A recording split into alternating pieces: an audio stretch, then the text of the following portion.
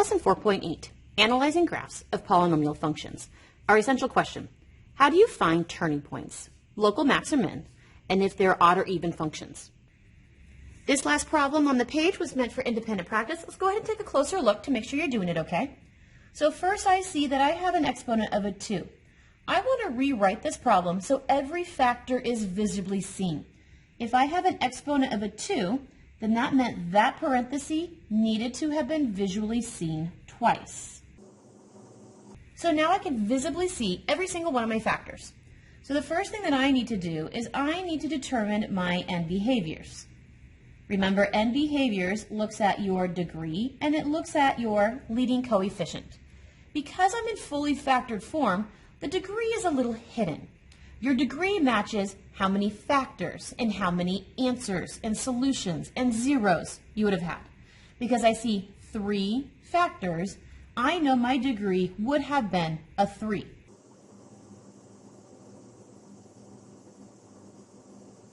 And 3 is an odd number, so I know I have an odd degree.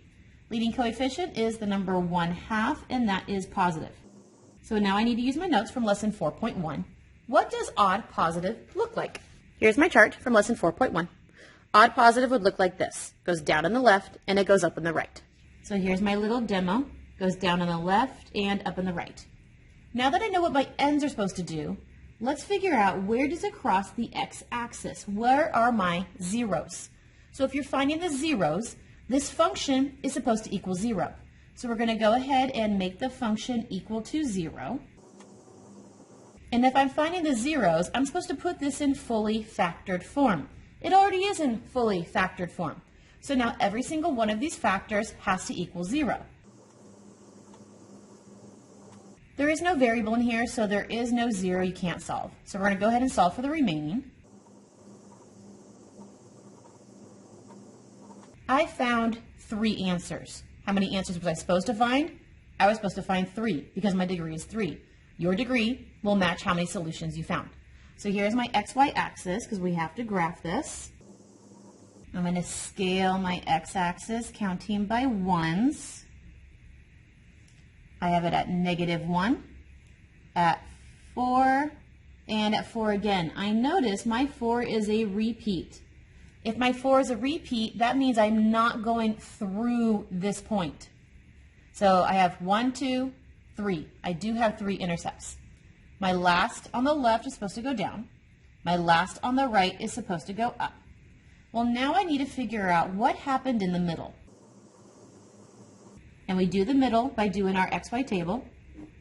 I need to figure out what happened from this -1 all the way to this 4. Well, I know what happened at -1. I crossed the x-axis. I know what happened at 4. I crossed the x-axis.